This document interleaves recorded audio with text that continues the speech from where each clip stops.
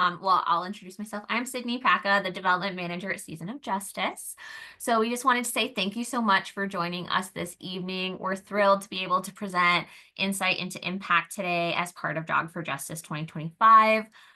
All of you have made Jog for Justice 2025 so successful already, but we are always looking for a little bit more support. We have 190 signups. So we'd love if you can share with your community and help us get 10 more before next Wednesday. We have raised over $8,000 as well for more than 80 supporters. So if you can help us hit that $10,000 mark by Wednesday as well, we'd appreciate it. We also want to take a moment to thank our wonderful sponsors, including our supporter sponsor, Voices for Justice Media, and a special shout out to our presenting sponsor, AudioChuck, for making the event possible. So we really appreciate all of that support. Just a couple housekeeping things. We definitely welcome questions. If any questions come up throughout the conversation between Kendall and Pam, please put them in the Q&A and we'll do our best to have a few minutes to answer them at the end. If not, we will definitely pass them along to Pam and provide answers at a later date. So with all of the housekeeping out of the way, I am truly honored to introduce you to our panelists. Joining us tonight is Kendall Mills, Season of Justice's program manager, and our certified victim advocate, along with the lovely Pamela Francis, who is sister of Carmen Van Huss and also a passionate DNA advocate. So I will pass it along to you two, and thank you again for joining us this evening. Awesome. Thank you, Sydney. First, I just, again, want to echo what Sydney said. We are absolutely honored to be able to sit down with you, Pam, and talk about, your experience and Carmen's story. But first, before we jump right into that, I do want to just give everybody kind of a little bit of behind the scenes about how our grant process works, why Season of Justice exists, why what we do is so important and needed. And how it's helped cases, just like Carmen's, get that much closer to a resolution. So, our DNA grant program was built with a clear goal in mind. We wanted to eliminate the barriers that prevent law enforcement from accessing advanced DNA testing and forensic services. And, for many law enforcement agencies, the biggest hurdle for, accessing all of that is funding, lack of technology, especially like smaller rural departments. The smaller the department, the smaller the evidence testing budget is. And so that's where we come in. Our grants are designed to fund testing that's centered around unknown suspect DNA, whether that involves retesting evidence that has previously been tested with less sensitive technology, or applying newer technologies like forensic genetic genealogy on existing unknown suspect profiles where that wasn't available when the case was first investigated. But one of the biggest things that sets our grant program apart from others is how we fund this testing. Instead of being like a traditional grant program where funding is dispersed to an organization or a person, we pay directly. And the reason that we do that is because when when agencies go through receiving grants, fundings, oftentimes it gets tied up. It gets tied up in budget approvals, city council meetings, layers of internal paperwork, recording.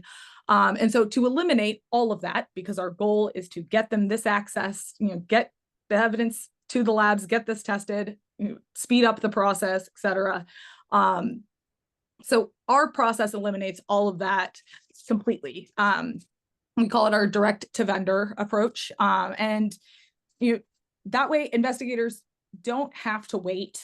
They don't have to wait for the internal financial approvals. They don't have to worry about whether or not funding will expire, figure out where to shift their department's budgets, how to, what happens if, resources are shifted to somewhere else that, wasn't necessarily, where they intended initially for the grant funding to go. Really simply put, we pay the bills and they get the results that they need to continue their investigation.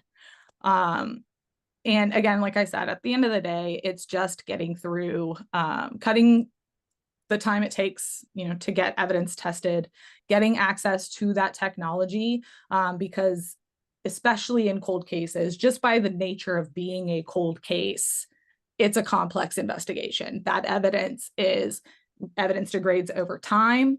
The longer it's exposed to the elements, the longer it's exposed, it's being stored, more sensitive technology is going to be necessary.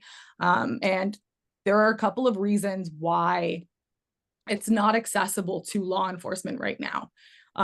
Again, the majority of it is funding and technology that's available at the public labs. I think a lot of us forget that our publicly funded crime labs are just that.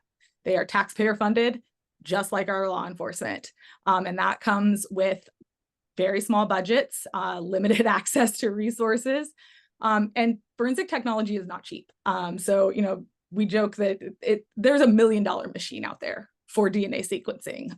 And imagine a county lab being able to afford that. Not only is the technology expensive, you have to hire the staff, the specialists to be able to operate that technology. You also have to have the time to go through a process called validation. Anytime a new technique, new technology is brought into a lab, especially an accredited forensics lab, it has to go through validation. And this process, depending on what they're validating, can extend beyond 1-2 years. That takes people away from actively, sequencing DNA and conducting their analysis in the lab. And it's an expensive process when you think about all of the things that come into play. That's why private labs exist. And that's where we're able, to fund and help bridge that funding gap and make sure that investigators get what they need. And so, so those private labs, they come with a pretty hefty price tag. It's not cheap. It's not cheap to fund and do this testing and fund this work. When an agency is ready to apply, let's just jump right into the application process. It's very simple, and it's designed intentionally to be simple. When an agency is ready to apply, they visit our website.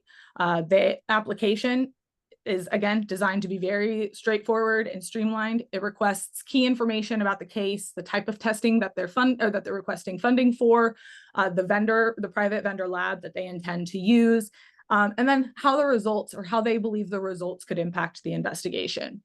The application process, is, again, it's designed to be quick, simple. We want to make this as easy as possible for investigators to submit these applications, and not have to deal with any additional administrative logistics that just, again, take them off of working a case. So once submitted, our team reviews that application internally. We check for eligibility. We just make sure that the case fits our eligibility criteria. It's an unsolved homicide or violent crime, suspicious missing persons.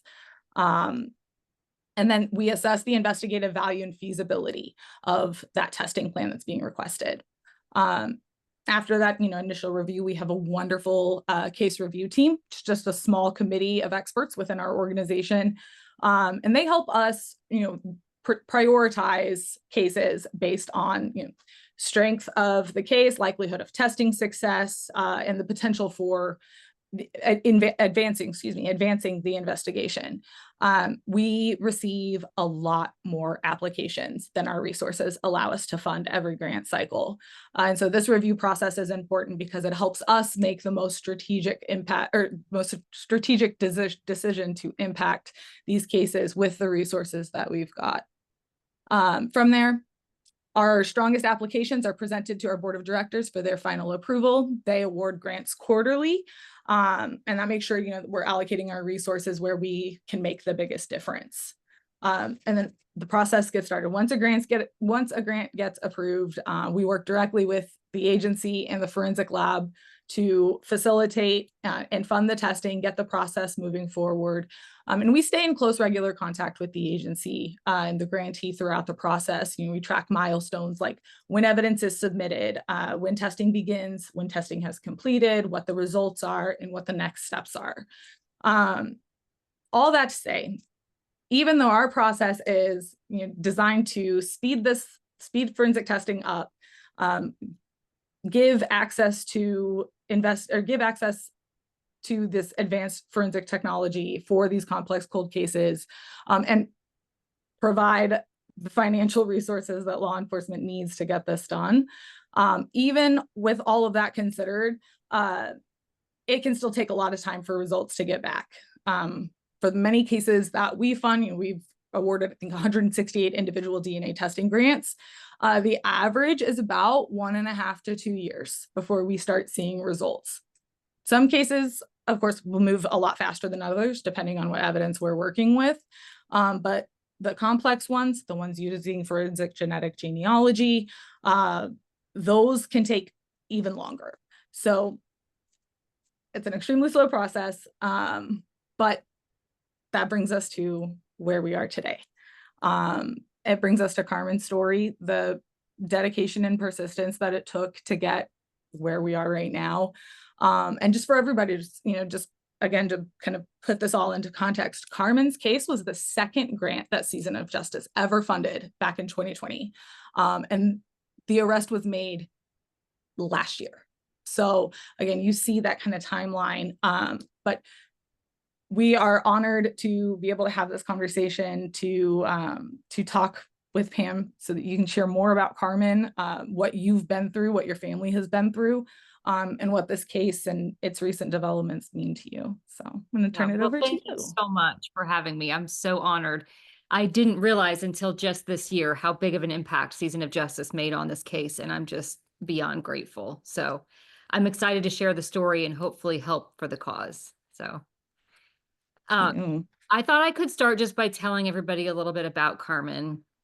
She had the modern family before it was kind of cool to have a modern family. She was born as she was my cousin by blood. And when she was about 3, her father, who's my uncle, my mom's brother, called my parents and asked if they would raise Carmen. They would take her into our home and raise her. Her dad and her biological mother were not together, but they separately had decided that they were not in a place to raise Carmen in the way that they wanted to. So my parents agreed and we took Carmen in. We moved back from Illinois to take her in, and we lived in Indiana with her, which is where her parents were, and we raised her as part of our family. So I just wanted to kind of go through this because Carmen has a lot of people that love her, and I want to at least acknowledge all of them. Of course, I'm going to tell you about my experience and my family and who Carmen was to me, but Carmen also has a brother that she's very close to. Her dad ended up getting remarried, and he had a son, Jimmy. So if anybody's ever seen any of the bits on TV, news press conferences and things like that, it's usually Jimmy that speaks. He's about 5 years younger than Carmen, and they had a really close relationship. And then later in Carmen's life, she reunited with her birth mother, and she had another daughter. And so Carmen had the privilege of getting to know her as a sister as well. So there's lots of us out here that consider Carmen our sister, our brother, our family members. So anyway, I just wanted to share that with everybody. But I most definitely considered Carmen my sister, and she came to live with us when she was 3. And I'm just going to share my screen really quickly so I can give everybody a sense of who Carmen was to me. This is what Carmen looked like when she came to my home. She was 3 years old and I was 4.5. And to be honest, I just don't really remember my life before her. Like she's always been part of my family. My parents had 7 children of their own. And so I just wanted to show this picture is really terrible quality. It's really old, but it kind of gives you a sense. In the back, you see 5 older girls, and my parents had 5 girls right in a row. They were all within like a year apart from each other. And then there was a 6-year gap, and they had me, and I'm sitting kind of in the middle in this white dress. And then my brother is over here on the chair with my dad, and then this is Carmen. And so it almost felt in a way like we grew up with 2 families. Like we had the older girls, and then they called us the little guys, the 3 little guys. And so we kind of had our own little family pact in a way. And these are just some of the photos of us. we didn't grow up with a lot of money. We had to make our own fun. It was a lot of, tree climbing and playing on the swing set and just being goofy together. But we just had the most idyllic childhood. I wouldn't replace it for anything. We used to take walks on the railroad tracks with my dad. We had walking sticks, as you can see. And, Carmen brought to our family just a real life, like a spunk. She had this really outgoing and living on the edge kind of personality. She was always pushing the boundaries. She was the one who would like want to sneak out or, do the things that made me feel like we were going to get in trouble. I remember once she climbed a neighbor's fence and rode their horses without them even being home. And I just was like, oh, we're going to get in so much trouble. But she thought I was a big goody two shoe. So she, she like pushed me aside. This is Carmen when she got a little bit older. I've always just loved this photo. It was at Christmas. Our family gets together every year and does a Christmas sing along, and we sing Christmas carols together. And she was there for that. This is me and her. She had the most beautiful smile. One of her eyes was green and one was blue, which I always thought was really cool. And this is my favorite photo of her. I believe it was her sophomore year of high school. So let's call her like 15 or 16 there. She was also a really good artist, and she was going to school when she passed away. She was a student at the Heron School of Art in Indianapolis, which now is part of Indiana University. These are some of her very early drawings when she was still like in middle school, but it just kind of gives you a sense of her style. She really liked watercolors, and she could just sit with a tablet and draw like it was nothing. I mean, I couldn't do this to save my life, but she was just really talented. So anyway, that's all the pictures I have, but I love that you have her watercoloring I and her know. drawings. That's so cool. Great. That's so cool to be able to have that piece of her. It's just she just had such a life. I don't know how to describe it, but everything about her, she lit up a room. So you can tell that your favorite picture, her sophomore year of high Yeah. school, that's the picture that we're familiar with too. Yeah. And it's just, you can see like her face, her smile, it's genuine, it's huge. It just lights up.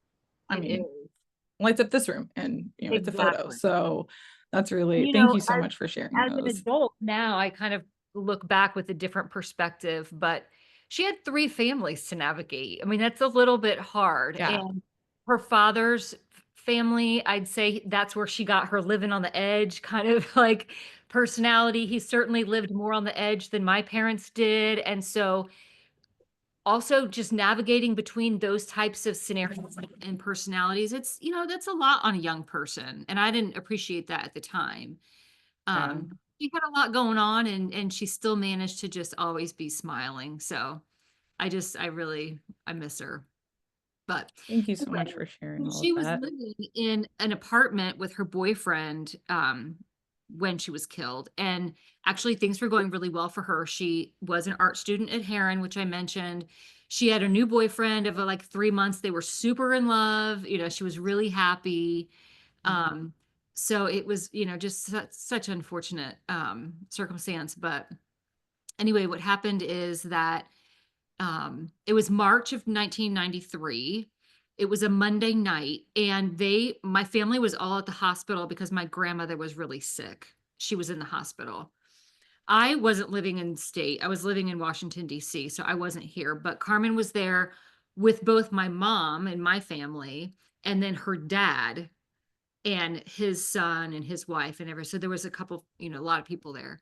But they were visiting my grandmother, and when they left, it was actually, looking back, it's like one of these things that's meant to be. She pulled my mom aside and she told my mom how much she meant to her and how grateful she was that my mom was, able to raise her in the way that she did. And just some of those kinds of things that your kids almost never tell you, again, looking at it as an adult, I mean, those are the moments that warm my heart the most with my daughter. And just for my mom to have gotten that is just really special. Anyway, Carmen left and she went back to her apartment to wash her uniform for work the next day. And it was late. I'm going to put it at like 10 o'clock. Around 11:30, the neighbors heard her laughing with a man a male voice in her apartment. But then a couple of hours later, it turned to screams. And Carmen was saying, "Get off me, get off me." And then it became quiet and they heard hurried footsteps down the hallway.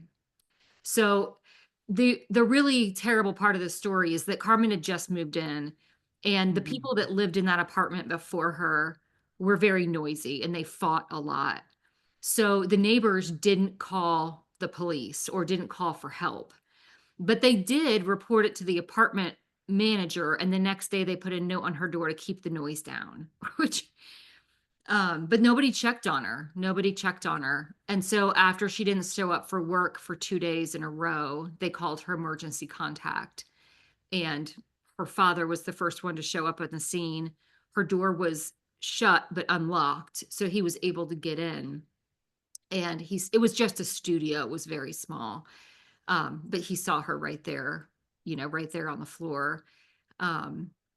She had been stabbed 67 times, half of which were in her skull, in her face, and she was sexually assaulted and mutilated. So it was a horrific scene. The walls were covered in blood. It was obvious that she had put up a really big fight. Anyway, so her dad found her. He called my father. He came. Together they talked to the authorities. They went and told other people and so on. So terrible night. I was living in Washington, D.C. It's funny, what you remember about these things, but she died on a Monday night into the Tuesday morning, and then she was found on a Wednesday. You probably, Kendall, you're too young to remember this, but I was watching 90210 in Melrose Place every Wednesday night, and on that particular night, both of those episodes had somebody die. Wow. And it was after those episodes that my brother called me and told me that she had been killed. So it's just, I don't know why I always remember that, but anyway, I came home the next day. And, more shocking, when we were at her wake, my grandmother passed away. So it was crazy, crazy time. But anyway, so that's what happened. Of course, we didn't know some of those details at first, but we found them out later. Yeah, and it's, I'll get into this later, but part of the negative part about having something go cold, a case goes cold, and then your mind plays tricks with you, and you come up with all these things that you think might have happened or who did it, and Right. for me, it immediately turned into a fear. Like, I was really afraid of who's behind me. Do I need to be worried? Like, who did this and why? Do I know the person? Was it random? Like, I wasn't sure which would be worse, if I knew the person or it was a random person. And I was only 21 and she was 19. So I was pretty young too. But for me, it just manifested into a lot of fear right away. So that was new for me. I hadn't grown up having any fear like that. And the cops were assuring us that they were talking to friends and family and acquaintances and people that lived in the building and all the things, and that they were working all the leads, but there was never anything promising. There was never any lead that went anywhere. And the people that we had, suspected in our minds or made up that could have done this, or those people all checked out and didn't go anywhere. So it just left us feeling very vulnerable. And after a while, the calls got fewer and fewer. And I mean, to be honest with you, it felt like nobody cared. And I'm sure a lot of families feel that way. And it's probably easy to feel that way when there aren't any answers and you're suffering, like, why isn't someone calling me with an update? Why isn't someone checking in?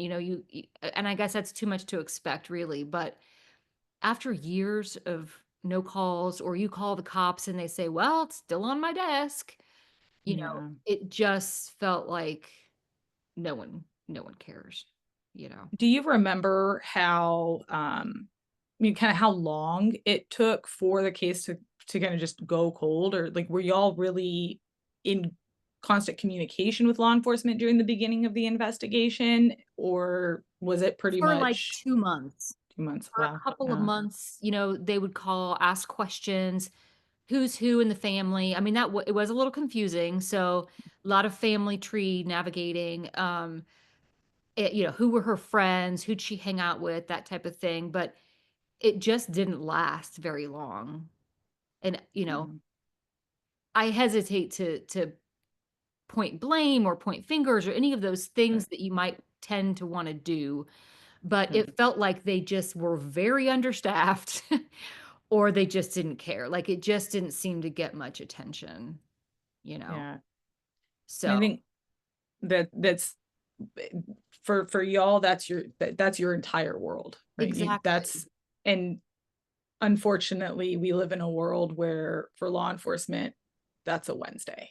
I know. And that's a hard reality pill to have to swallow. And at the same time, y'all still, families deserve that communication and Yeah. transparency in the investigation as well. So I'm really sorry that y'all And I experienced see that. it every day. I saw it today. There was Mm. someone killed and it'll disappear.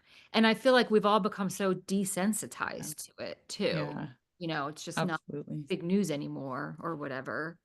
Um, but yeah, so that was hard. And it went 20 years before I got a call out of the blue from a detective. I was at the nail salon and I picked up the phone, which I never do. And he says, "My name's Bill Carter, and I'd like to work Carmen's case in my spare time." And I was like, "Oh my God, like, I just won the Amazing. lottery. This is amazing." But it turns out one of his coworkers at the department knew Carmen from high school. And he and Bill, the detective who called me, had just had success solving another cold case. And so this individual asked Bill, "Would you mind taking a look at Carmen's case?" Now, Bill wasn't a homicide detective nor a cold case detective, so it wasn't really in his sort of lane, but he Mhm. was willing to take a look at it and he wanted to interview me. And he ended up working it in his spare time. So he took the case in 2013 and he's the one who took it, who's taken it to the arrest we had last fall. So Mhm.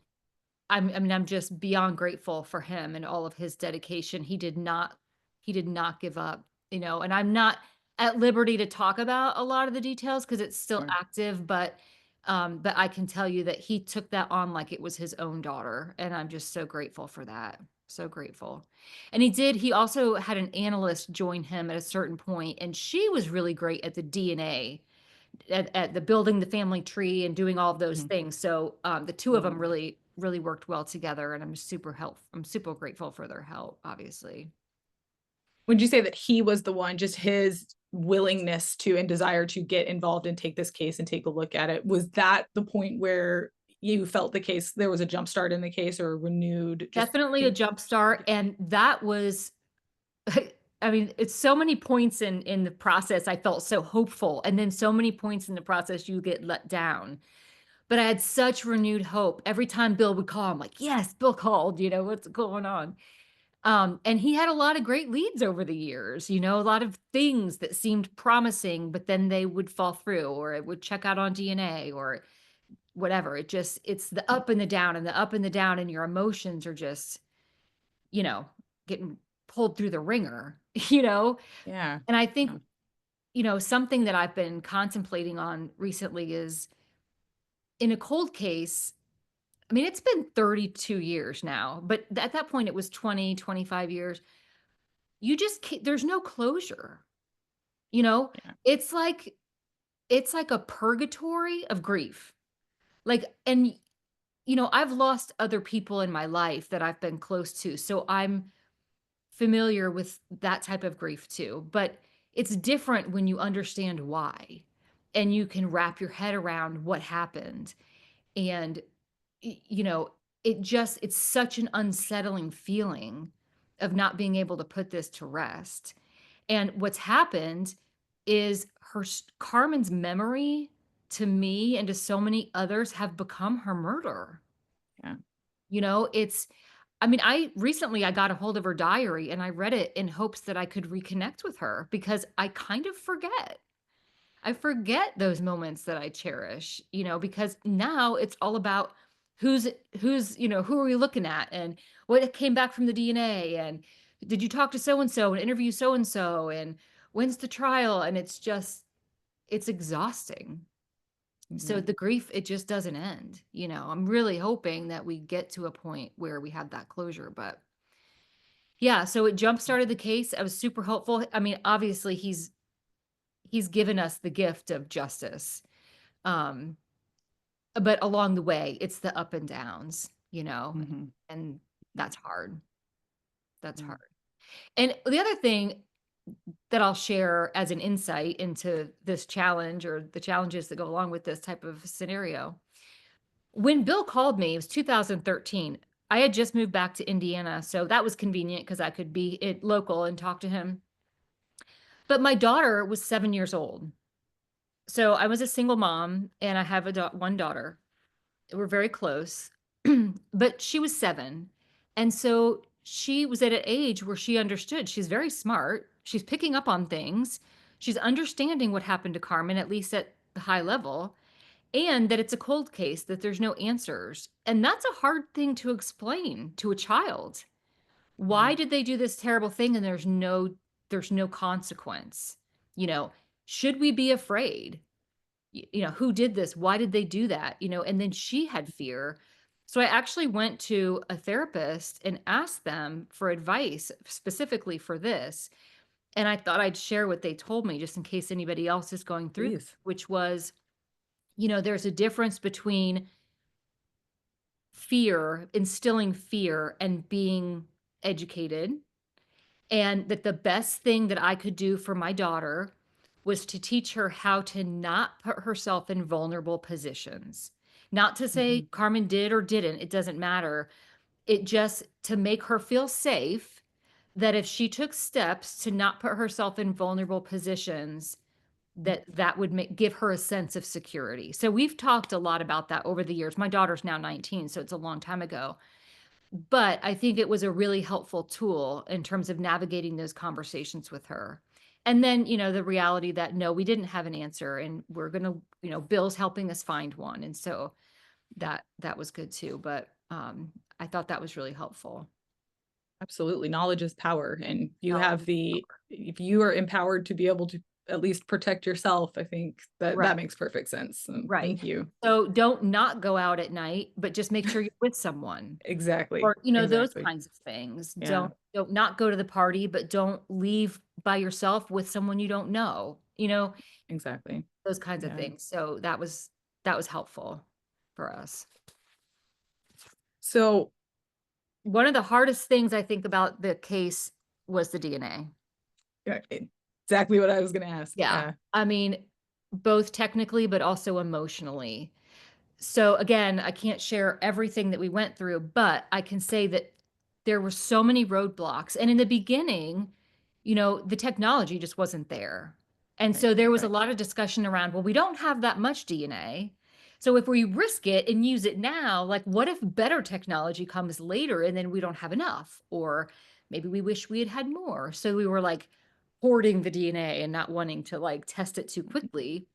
But then when the technology was there, it became primarily, in my mind at least, a funding issue. So we knew it was very expensive. My dad tried to pay for it, but they told us we can't take your money. I still don't understand that. Like we have the money. Yeah. Yeah. You probably know a lot more about that than I do, but it just didn't seem to make a lot of sense. And then we thought, well, we could fundraise for the money, but no, we couldn't do Mhm. that either. And it seemed like there was so much red tape and roadblock being put up in front of us that it was very frustrating because I knew the DNA could give us answers that we were Yeah. basically being told we can't get it, you know. Well, It's you felt just tough. explained exactly why the Season Yeah. of Justice was founded. We were founded by Ashley, host of Crime Junkie, and it was indirect as an answer to her not being able to pay for forensic testing and the exact, well, I'll cover it. I'll pay for I it. know. And yeah, when you're dealing with government entities, publicly funded entities, there is a lot that they'd want to prevent conflict of interest or the perception of conflict of interest. And, Mhm. it seems like it should be so simple. Yeah. And and I'm glad that we have created an inroad to at least tackle that as much as we can. Mhm. But over 300,000 unsolved cases in this country, there's a lot. I hope that, in the future that there are other avenues for people like us to make an impact in these cases. Cause yeah, that's a huge barrier. Yeah. Well, I want to address a couple of things you said. First of all, though, I just want to backtrack and say I learned just in January that Ashley and Season of Justice was who paid for that testing. And I still haven't actually talked to Ashley directly, but what I've been told is that it was in part because of Carmen's case, Mhm. and that she had tried to pay for that testing and was told no, and that the solution of a nonprofit was palatable. So she created a nonprofit. And I still feel so like stunted or frozen, or I don't know what the right word is, but I'm still in shock that that even happened. I mean, earlier I told you I just never felt like anybody cared about Carmen's case. So for it to impact her, for it to impact someone so much that they create a nonprofit and then to create the path to help so many other families. I mean, it's just so moving to me. Yeah. I've been really reflecting these last few months of now I feel like I'm being pulled to do more. And so what does my part look like? Because we've received so much from you guys and you're doing so much. And so, the other thing that you just said is 300,000 plus cold cases in this country. I feel like it's an awareness thing and it's a fundraising thing. And not to Mhm. be like on a sales pitch at all, but it's Mhm. so important. And, I give money to charities, people give money. And sometimes you'll hear, well, if you give money to this charity, it's not really going to be impacting because it'll go mostly to overhead or whatever. This actually makes a big difference in a lot of people's lives, a lot of people's lives, and it's the other thing I didn't mention earlier is with cold cases and not being able to have closure. I was saying how it's like this grief that never ends. There's also a statistically higher percent chance of mental illness and physical illness in people that are left behind. And so you give me 32 years to develop mental or physical illness, your money isn't just paying for the DNA to catch someone, but it's also helping all the living survivors to live their best life. It's also possibly exonerating someone who didn't do the crime and Mhm. also helping the people that are still in that person's life in case they're violent to them. Yeah. It's Yeah. just the impact goes beyond just that one person. So you take 300,000 cold cases and you multiply it by at least a factor of 10, if not more. It's Yeah. just it's such an impactful cause, you know. So, yeah, so I've been reflecting on that. I've shared with you there's things I want to do to help raise Mhm. funds for that. I mean, and I think part of it's awareness. Yeah, I didn't even know about Season of Absolutely. Justice, but oh my gosh, I'm so glad you guys exist. Like I say, we're very small behind the scenes. We play a small part and we hope for a big impact. I But know, but yeah, I mean, I was literally talking to Jimmy, Carmen's other brother, saying we should have a nonprofit. We should start a nonprofit. And then I learned about you guys. I'm like, well, there's no use in duplicating effort. I mean, let's just help them. So Mhm. That's yeah.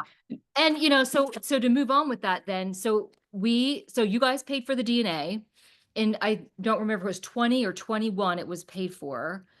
Um, might have been It would have 20. been 20 or very early in 21. Okay. Well, the first thing that we did, and I think if I can remember correctly, it was the summer of 21, we got a photo of the person. So Parabon was able to show us what the person most likely looked like, which was super encouraging. I'm like, oh my God, first of all, this is just cool, you know, Yeah. but the sort of letdown piece was it could look like a lot of people. And that's what he looked like at the time. And that's been Hmm. 20, 30 years ago. So, it didn't tell us who it was, and Yeah. that was 21. I didn't hear that we had a hit from genealogy until January of 24. So that was, I mean, again, the years that slipped by and just is hard. So we had the hit on genealogy, and then I'm like, great, it's great news, but there's a process. And so Mhm. it's like, oh my God, again. So anyway, that's where his analyst was really helpful because she built this family tree. She did all of her research on Mhm. whose relation. And it ended up that it was something like the great niece once removed did Wow. the 23andMe test, and that was a high match. So they could tell it would be your great uncle once removed or whatever that was. Mhm. And it turns out, without getting into too many details, that this person lived in Carmen's apartment. So, and then this takes me down the whole road of fate. Like she had just moved in. So it's like such a case of wrong place, wrong time. I mean, Mm. I don't know the circumstances around that night. I have no idea, but it just seems like wrong place, wrong time. It could have been anybody, Could have been anybody. could have been Exactly. any woman So there. that's where I start to think, wow, this person's been on the street for 32 years. Like what else has been going on? I don't know. And I Mhm. don't want to speculate, but it just makes me worry for other people. So they got the hit, and then yeah, he was arrested in August of 24. So Mhm. that was roughly 6 months ago, 8 months ago. Mhm. And he wasn't brought to Indiana. He was in Missouri, so he wasn't brought here until November, which also seemed like eons. And then we're awaiting a trial. And Yeah. the way that they're a couple years behind on murder cases, and the way that it works is they schedule a date, but they know they're going to push it. Like the prosecutor told us, I would be shocked if we go to trial before 2026. So we're settling in for kind of a long wait here, you know. So it's a long process, but yeah. Do you Oh, remember go ahead. Oh, no, I was just gonna ask, like, do you remember, like, how you felt when you got the news of an arrest, back in August? I do.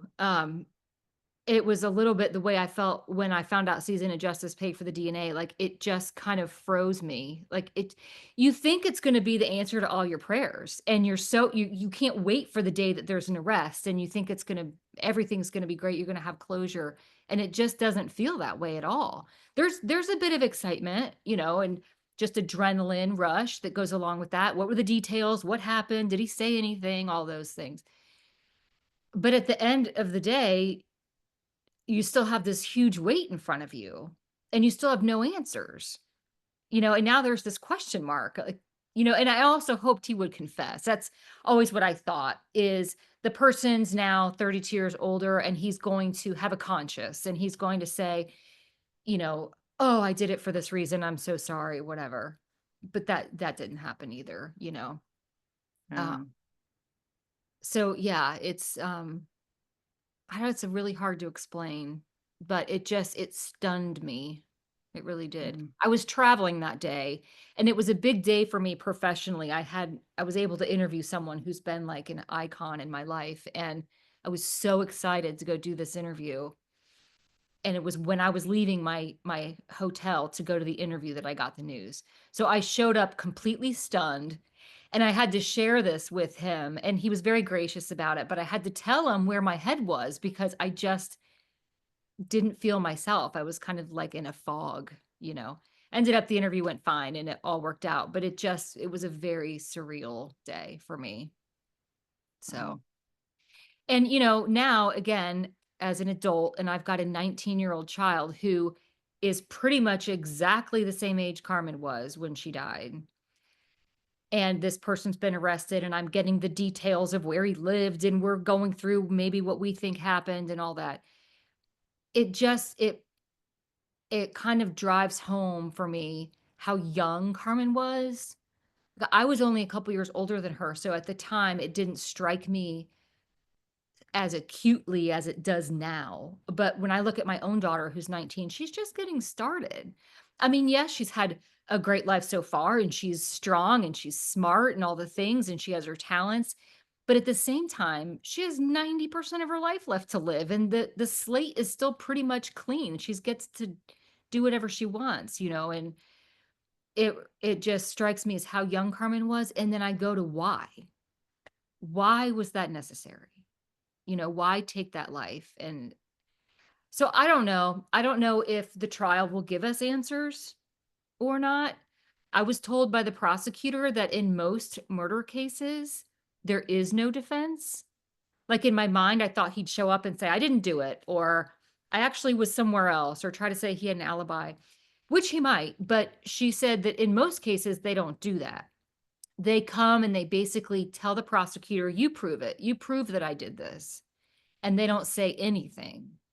And so then it's on the prosecution to prove it. So I don't know if we'll get answers, you know, and I'm afraid that's what I want or I'll need to have that closure. And I don't know. It's just always like this thing living in the back of my head that just doesn't go away. Yeah. Human nature to have to understand why, like, Yeah, exactly. and if you don't get the answer, it's just natural inclination to try to figure it out yourself, which, Exactly. like you said earlier, that's hard. It is. And, you know, so we talked a little bit about the importance of this work and fundraising for it.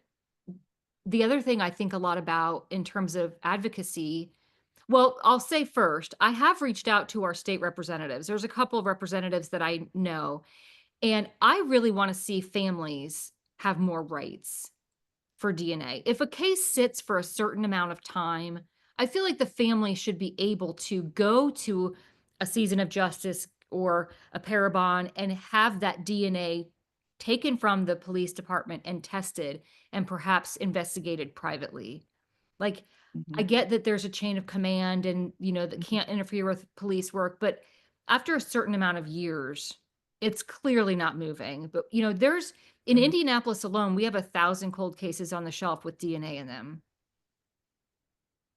What are we doing? I Wow. mean, Yeah. you know, and again, I'm not in the department, so I can't speak to that, but it's either a funding issue or it's a staffing issue. It's something. But Mhm. those families don't have any rights to ask for that DNA to take it and test it separately, which I would really like to see change. Yeah. There's, chain of custody and everything all considered, there's a way to collaborate. Mhm. Collaboration is every case we work on or fund Yeah, is us collaborating, and a lot of times it's not just us. There are other people, other organizations involved, you know in on the investigative side.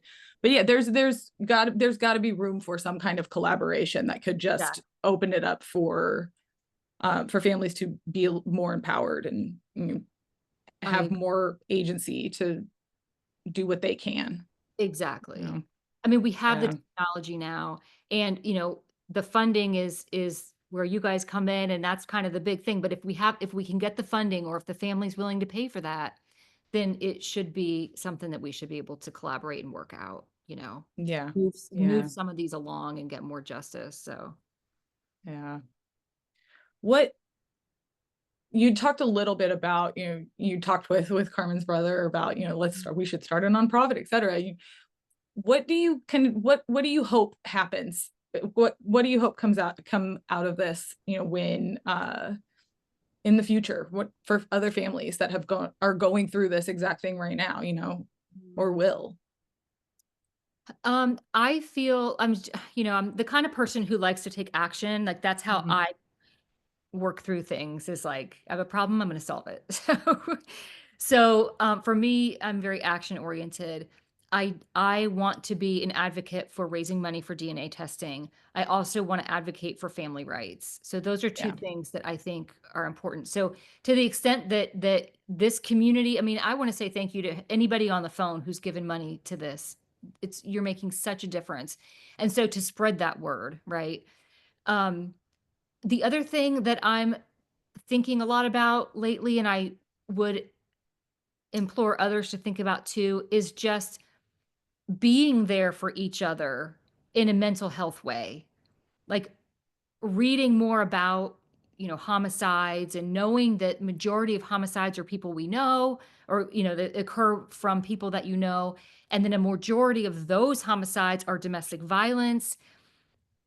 you know, I just think we are so focused on our phones and our internet and our careers and all these things, and we don't connect as often as we used to. And obviously, we all know mental health is a big issue these days, but really try to create safe space, especially for young people, so that they have someone to go to and talk to and be an advocate for them. Or if you see something, if you see someone being mistreated, you know, step in and help.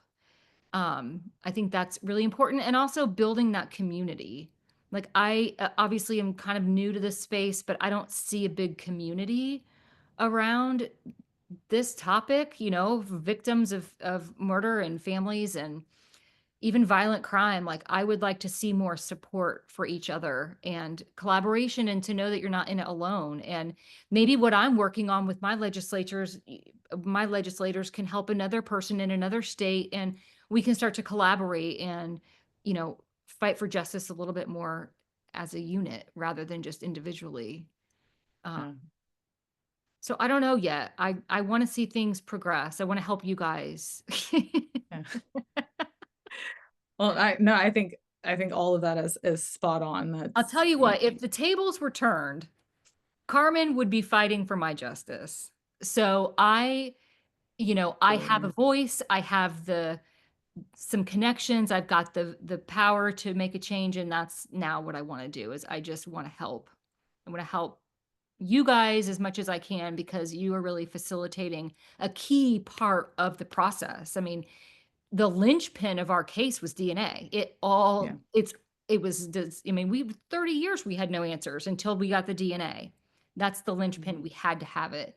And it was such a difficult thing to get. And so that's, you know, I think that's where I can help the most right now, is just trying to raise awareness and contribute financially, getting other That's people to beautiful. contribute. Yeah. I want to, I could talk for hours. But I do want to, just close with, what's your best memory? What's your favorite memory of Carmen? Aside from her sneaking across the fence to go ride I horses, know, because that might be that's pretty it. iconic. So I mean, it was just the simplicity, you know, that childlike life that she brought to every situation. We would sing songs together from the radio, and then we'd record ourselves and listen to them back, and, you know, do it again to see if we could do it better. I mean, just the stupid stuff we do. We played in for anybody who knows the Baumeister case, we used to play in his backyard before we knew any better. So we lived right there. We just, you know, playing in the creeks, and, you know, my first kiss with a boy was under her dare. It just, all the things that she had, you know, me get into with her, that I always felt like I was going to get in trouble. I love that. I Just love that a she picked little. on you for being a goody two shoes. Oh my gosh, she teased me. I was a musician. I was in a school play. I sang a song once, and I have a recording. My dad recorded me singing this song, and from the background you can hear Carmen go, meh, meh. You know, Oh my gosh, always that's such a making little fun of me. sister thing to do. I know. I love that. Oh, she sounds like, Oh, yeah, she sounds just like a joy. she I'm was. glad that you got the time that you did with I her. am too, So honestly. I am too. It was a blessing. So thank you so much for letting me talk to you guys. absolutely. Thank you for being willing to share your Yeah. story. I know that every single time you talk about it, you're rehashing this wound, Yeah. and that doesn't help with, kind of Not therapeutic though, in a through way. it. And Yeah. but we want to learn more, like you said earlier, Carmen she was a person. She's more than what happened to her. And so to have the opportunity to share that, and to see, Yeah. those pictures, to see, Yeah. her artwork, like, Yeah. that means so much to us. Yeah, So, absolutely. Well, thank you. well, thank you guys. We have about 5 minutes for questions, if there are any. I did see one in the chat that had been answered, just about how much testing costs. The average, oh, we got one right here. Is there an average cost for DNA testing? The average quote that we receive for a case is around $12,000 to $14,000 for a single case. I have seen quotes come in from upwards of $20,000, $40,000. Truly depends on how much evidence needs to be tested, and what kind of testing, how complex that testing is. But you're looking at, you know, especially when it comes to cold cases and advanced DNA testing, you're looking at, you know, $10,000 plus for a single case. And for a lot of, especially rural departments, smaller departments, that's an entire budget for a year, you know, like I've seen quotes come in that are the entire evidence budget for a department for every single case, for every crime, not just this one, and for crimes that haven't happened yet, you know. So it's expensive. It's extremely expensive. And so it's an honor to be able to support these investigations in that way, but we know that, you know, it couldn't be done without everybody on this call, without everybody who participates in Jog for Justice, and, you know, and who supports us throughout the year. So again, I will just close. Pam, thank you so much for sharing your story. I hope this is the first of many conversations. And for everyone, you know, joining us today, your support means the world. We could not do this without you. So Thank you. thank you all. Thanks, everybody.